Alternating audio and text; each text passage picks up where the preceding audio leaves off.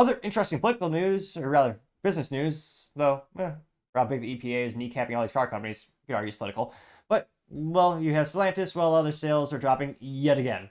Now, Stellantis is, not a very inspiring name, but it is a name, the conglomerate that owns what used to be the great brands of Dodge, Chrysler, Jeep, as well as the other known brands like Maserati. You also have, what is the other one? Fiat. And it's actually one of the largest companies in terms of the number of brands they own, mostly Italian.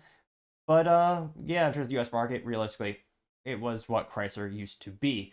And yeah, their sales and profits are crashing like a Boeing airplane, or many of the vehicles GM makes, or Stellantis makes for that matter. Now, this comes from thanks to Michael Wayland, who's a writer at CNBC, saying, quote, Stellantis U.S. auto sales extend free for all in third quarter. They say, quote, Stellantis reported U.S. sales of only 305,294 units from July to September, a, geez Louise, 19.8 decrease from the third quarter in 2023.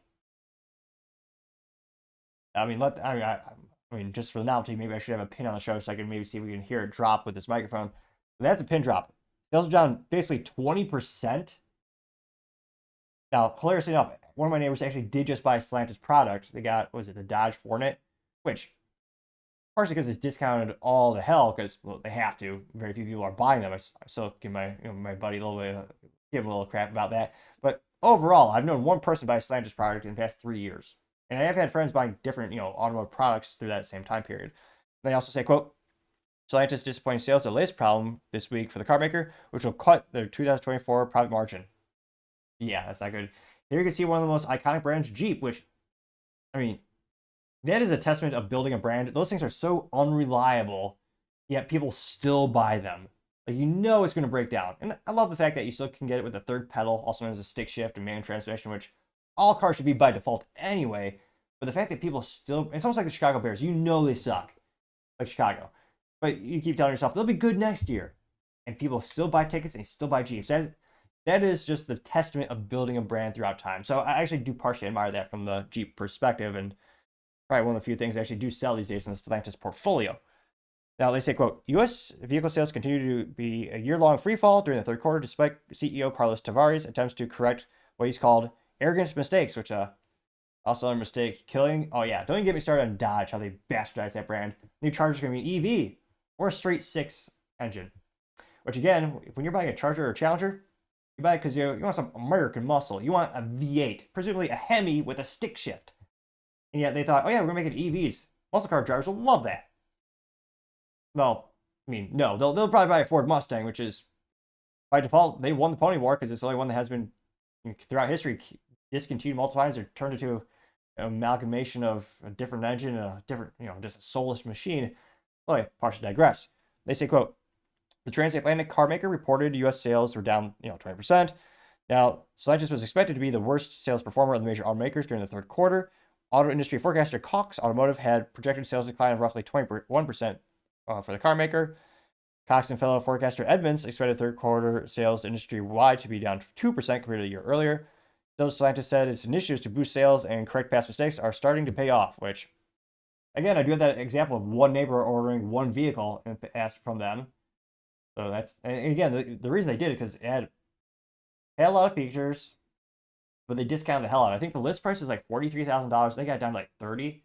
Like, it was ridiculously good, which granted it also shows you it's not priced appropriately to begin with, another issue they have. But yeah, I was so surprised they bought a Dodge. It's the Dodge Hornet SUV, which, but nevertheless, Matt Thomas, is head of Stellantis U.S. sales, says, quote, we'll continue to take necessary actions to drive sales and prepare our dealer network and consumers for the arrival of 2025 models. Yeah, those Dodge Chargers, they'll be going on. Those are going to be selling like hotcakes. You won't be able to keep them on the lot. No, I can't. Again, I'm not a gambling man. I'm not saying to invest with this financial advice, but in terms of, I think the dealerships are going to hate that. They're already suing the company because, I mean, the brands, the profits are dwindling to nothing. I can't but think those things could collect more dust on a lot than a product that historically never sold anything. That's a good question. A good funny pun I could insert here. You're going to collect more dust on a lot. The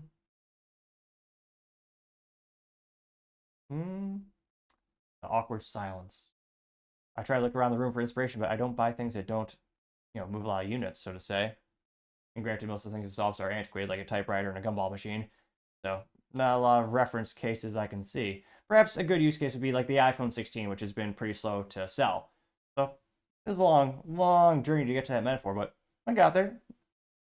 You could argue that the metaphor journey was as reliable as the Stellantis product itself. Reliability pun. They don't have it. Now, they say, quote, all Stellantis brands except for the niche Fiat unit experienced sales declines in its third quarter, led by more than 40% reductions for Chrysler and Dodge, which Chrysler, to the credit of that statistic, they only have one thing left. It's like Pacifica, the big van, which that used to be one of the best-selling vans out there. I mean, and then you have the Dodge Caravan, which is the same thing with different, logos slapped onto it.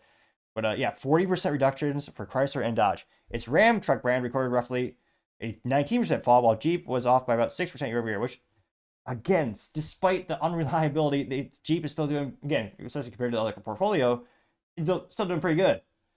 Which, yeah, wow, the stock dropped that much. It looks like now it's down to 13 per share. Yeah, look at that. So it looks like when did it top out? So let's see. Wow, about half a year. Peaked around $29 per share, and that's crashed down like a Boeing airplane. Ouch. Look at that stock chart. That's painful. I didn't invest in that company. Jeez Louise. Then you can see the other lines. You see Ford and GM, which I give GM a lot of crap for making, not a lot of exciting cars, reliable cars. Still love the Cadillac CT4 and CT5V Blackwing series. Love to have those. Ballistic shifts optional. Yeah, if I won lottery, I'd buy one of those immediately. Corvette, yeah, it's got two pedals. It's trash to me. Now, yeah, so you see GM's doing pretty good, and then Ford, they're still doing pretty good as well. Again, Ford's going down a little bit, but yeah, compared to Stellantis, I mean, just look at that comparison chart. That's rough. Now they say, quote, Stellantis' third quarter sales are the latest problem for the car maker, while it's caused 2024 profit margin forecast and has been hit with a recall involving the plug-in hybrid Jeep models due to fire risk, which, yeah, they do that. Let's talk about the company's stock is, just going off of a click, basically. They say, quote, U.S. sales for Stellantis, formerly Fiat Chrysler, has declined every year since the recent peak of 2.2 million units in 2018. The company sold more than 1.5 million vehicles last year, roughly a 1% decline from 2022, when it reported a significant drop of 13% from the previous year. Ouch. Stellantis' performance compares to overall U.S. New truck vehicle sales increased 13% last year, according to federal data, which can't help but think that's going to go down because guess what they killed? Yep, the good old V8 for the Dodge Ram 1500. Now it's going to come with a straight six with turbos, which truck owners don't like that. Truck owners like engines that are bigger and don't have to work as hard. Why? I mean, Ford and GM, they still listen to consumers. They still make good old trucks that have V8 engines. Now, if you want a V8 Dodge, you're forced to upgrade to the 2500 series or the 3500 series for the Rams.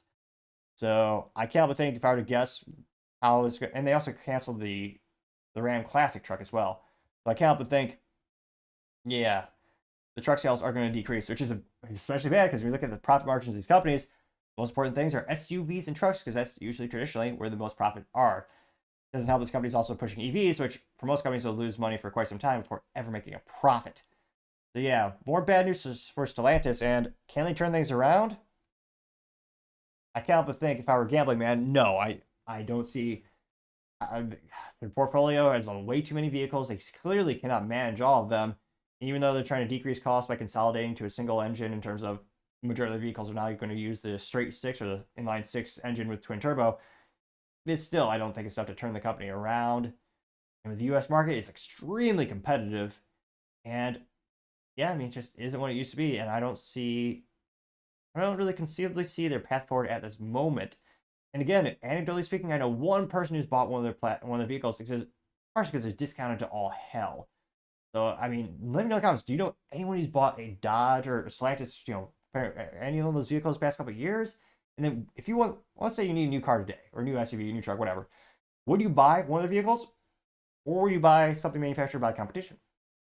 Let me know in the comments, because as always, be fascinated to hear what you have to say.